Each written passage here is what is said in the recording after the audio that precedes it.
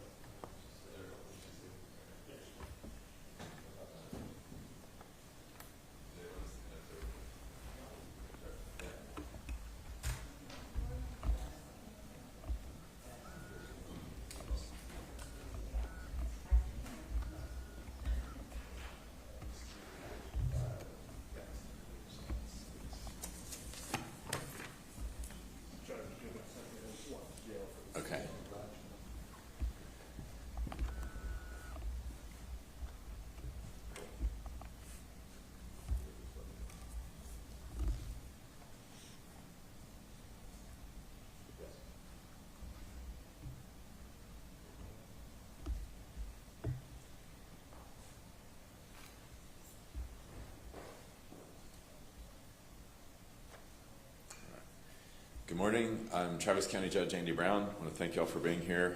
It's a hopeful moment for Travis County today, and this is a moment that all of us have worked very hard to reach.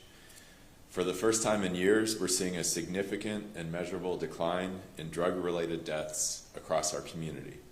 According to the soon-to-be released 2024 Annual Medical Examiner's Report, drug-induced accidental deaths dropped by 22% in the past year, from 486 deaths in 2023 to 380 deaths in 2024. 1 year ago today, we stood before you all to acknowledge the highest rate of accidental overdoses ever recorded in Travis County history.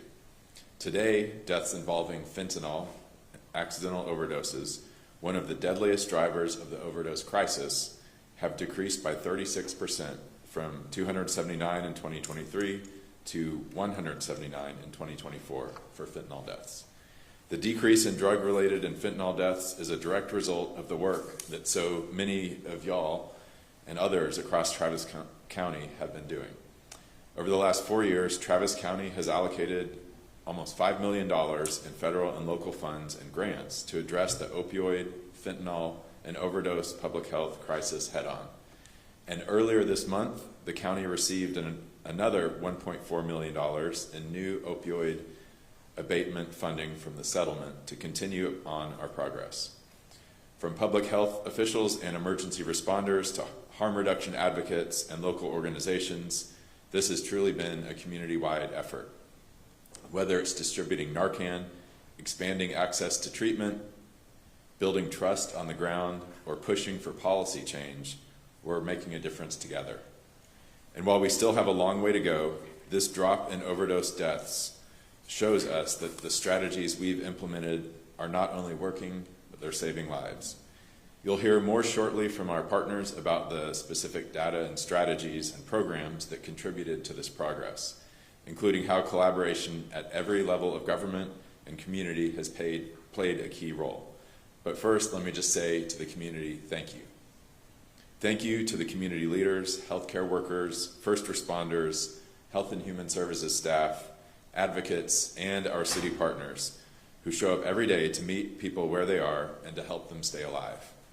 This is what happens when we lead with compassion, science, and partnership.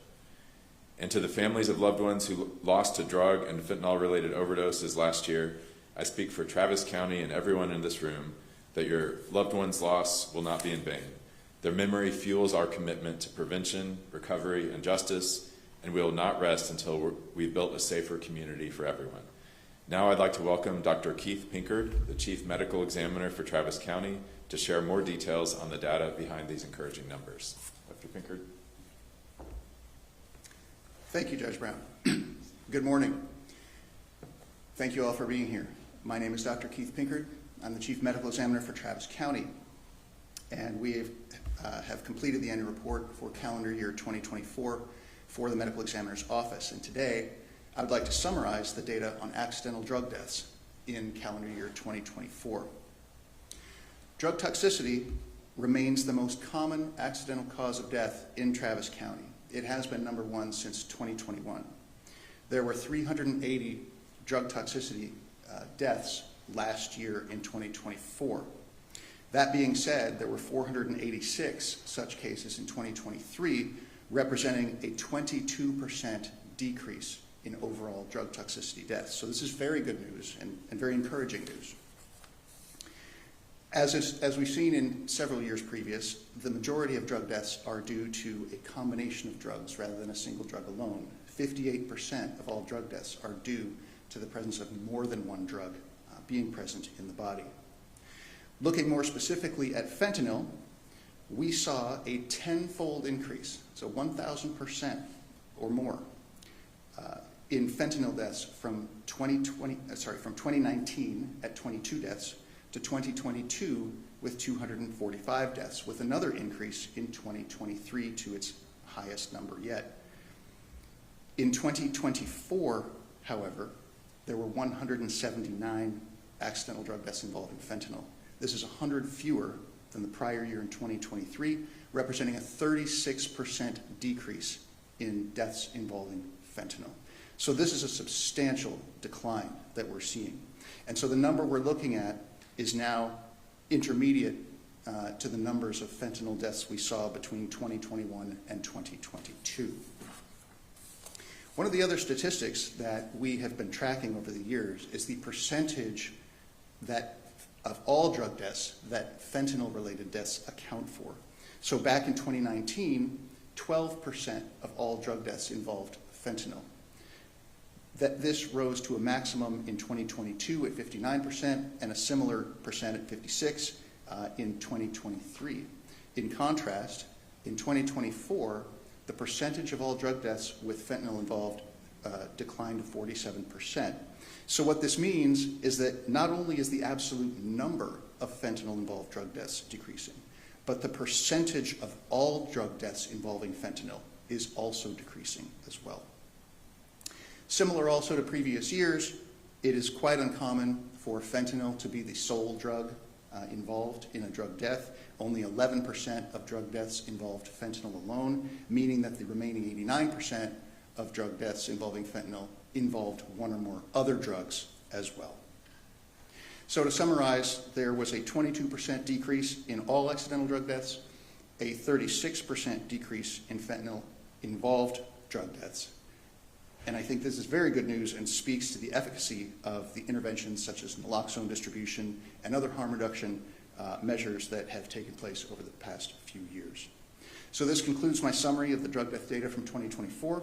The entire annual report will be published to our website soon, and we'll also be presenting this data in Commissioner's Court. I will now pass the podium to Dr. Desmar Walks, the Austin-Travis County Health Authority. Thank you. Thank you, Dr. Pinkert.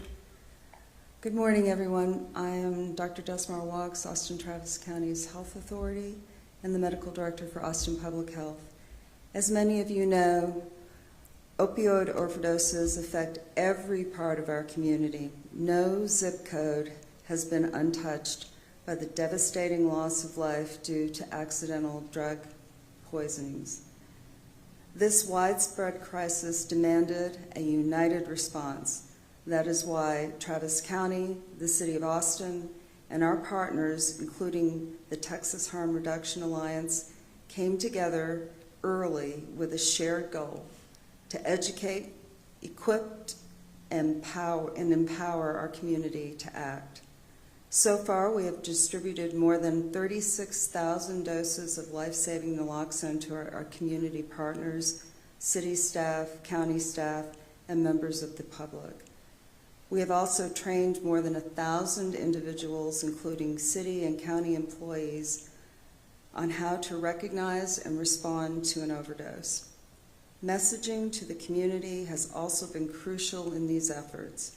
We launched the In Austin, We Keep Each Other Safe campaign with the UT Center for Health Communications, which delivered over 40 million impressions last year.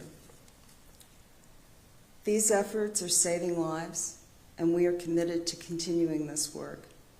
Today, while we acknowledge promising progress, I want to emphasize that the work is far from over. Every person we can train in overdose response and equipped with naloxone can save lives. For those listening today, here are some steps to prevent an overdose. Never use drugs alone or behind a locked door. Let others know if you have naloxone, especially those around you. Learn the signs of an overdose: pinpoint pupils, reduced alertness, and slow or absent breathing. If someone shows signs of overdose, even if you're unsure, administer naloxone, start basic life support, and call 911. Remember, opioids can last longer than naloxone, so continued care is crucial and critical. Thank you, thank you. And now I will turn it over to Austin-Travis County EMS's Chief, Robert Lucas.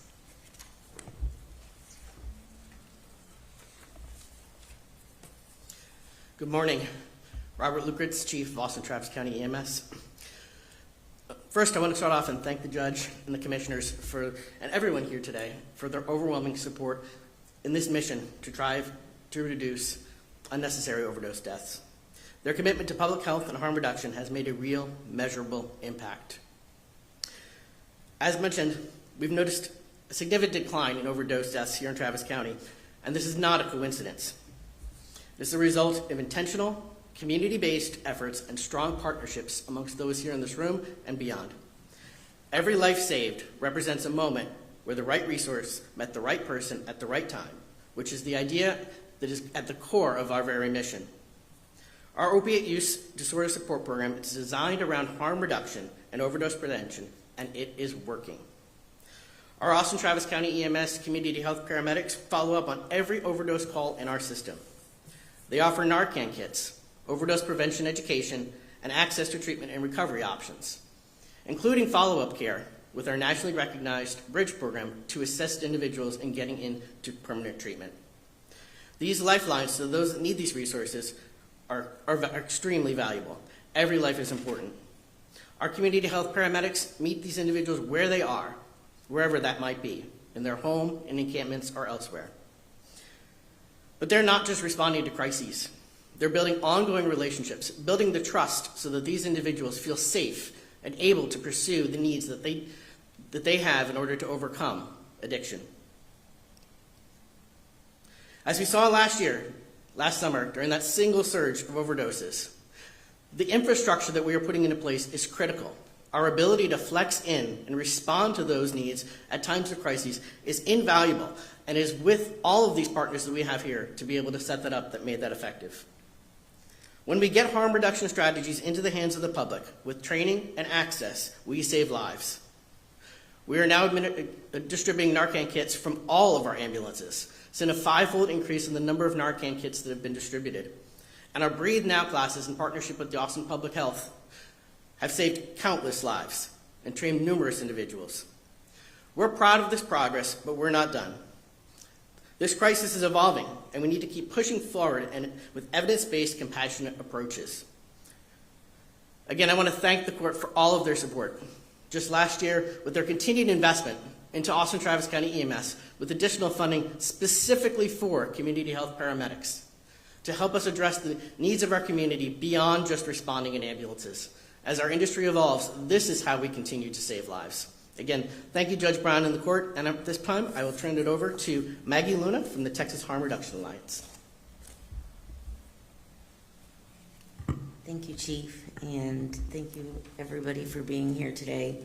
My name is Maggie Luna. I am the Executive Director at Texas Harm Reduction Alliance, and today we are here with some encouraging news. Drug-related deaths, including those caused by fentanyl, are down in Travis County. And while that is something to celebrate, it did not happen by accident. This progress is the result of intentional, coordinated work from every corner of our community. At Texas Harm Reduction Alliance, we work together shoulder to shoulder with people who are most impacted by the crisis. Our small but mighty team, all of us who have lived experience, have been on the ground every day. We have reversed overdoses at bus stops, on sidewalks, in encampments. We've distributed Narcan. We've hosted trainings. We help hundreds access housing, mental health care, substance use treatment, and medical care. This is what happens when community and government work together, not in silos, but in solidarity. Support from Travis County, Austin Public Health, EMS, and City Council and Judge Brown has helped us reach thousands, but our work is far from over. These numbers do represent progress, but they also represent people. And the reality is, without sustained and increased investment, this progress is at risk. We're facing a federal funding crisis, and the cost of living continues to rise. Yet our small but scrappy team serves 60 to 70 people a day at our drop-in center, a space that provides not only supplies but dignity, trust, and life-saving care. We have proven what's possible when you invest in people. Last year, we had over 300 documented overdose reversals, but we cannot let up now. We are asking the city to stay committed, the county to stay committed, and so that every person in our community has not just the chance to survive, but the opportunity to thrive. And I also want to just add a little anecdote. We had somebody come in front of Texas Harm Reduction Alliance on 1803 East Cesar Chavez, and they threw their car into park and they screamed Narcan. And we had a team run out to the street and reverse this man's overdose. It took 3 doses and 3 people to pull this person out of the car. But EMS showed up right after and saved this person's life. And a week later, he showed back up and thanked everybody who was on site that day. And so the community knows these resources are available and they are saving lives. So thank you. And I just want to reminder, we talked about this last year, but y'all had that town hall that you dragged me and Commissioner Gomez and I think Commissioner Howard and some others here to it. And without that, I don't think we'd be at the same place today of making such progress. So thank you, Maggie, and the Texas Harm Reduction Alliance Network Alliance. Thank you. All right, so I think that's it. We also have Laura Pivoto from Health and Human Services here who works tirelessly on this effort. But if y'all have any questions for anybody up here, happy to answer We'll those open now. it up. We'll start right here, KUT. Yeah, Can you grab the mic real quick? thank you guys. Could you comment on, I know this report only includes overdose deaths, but could you comment on overdoses as a whole, and if you think those are going down as well, or the prevalence of Narcan is just saving lives and not a decline in usage overall? I'd say it's a combination of both. As we looked coming into 2024, we saw a slight decline in the number of overdoses that we responded to. However, coming into 2025, we have seen a much more dramatic decrease. And so I think the overall strategies are working and kind of in a phased-in approach as we would expect. KV. Appreciate it. Obviously, federal funding has been a big part of the fight against opioids so far. Can you talk about just the changes in D.C. and federal funding, where things stand as far as the grants that have been awarded? Are they even at risk of going away, and are you in danger of losing any federal funding going forward? Yeah, so first I want to say that Congressman Doggett has been a huge help in the past in getting federal funding for Austin Public Health and for our efforts here, and that's been tremendous. And I don't know, have y'all seen anything on grants that you want to? No, as the county judge has said, Congressman Doggett has been instrumental in continuing to bring the funding here to our county. And as of yet, we have not heard of any negative impact on that funding at this point. Any additional questions? Yeah, go ahead. Just one more for me. Just going forward, anything you want to see from lawmakers at the state or federal level? I know testing strips, that's one of the bills, is before the legislature, I think even this week, or anything else that you want to see? Yeah, so we'd love to see fentanyl test strips legalized at the state and the federal level. I think, once again, the state legislature has an opportunity to do this. I believe Governor Abbott has said he's in favor of it, so we're just hopeful that it can pass the Senate and the House. But Maggie, do you have anything else at the ledge you're looking at? I know that we're talking about authorizing SSPs, syringe programs, which is probably the 10th year in a row that this has been introduced. But they are evidence-based, and people are more likely, 5 times more likely to enter into treatment if they're in contact with an SSP. And also the fentanyl test strips are extremely important. They are illegal, but they do spot fentanyl before someone puts it in their body. But we are also evolving into new drugs, and so drug checking is extremely important and needs to happen to save more lives.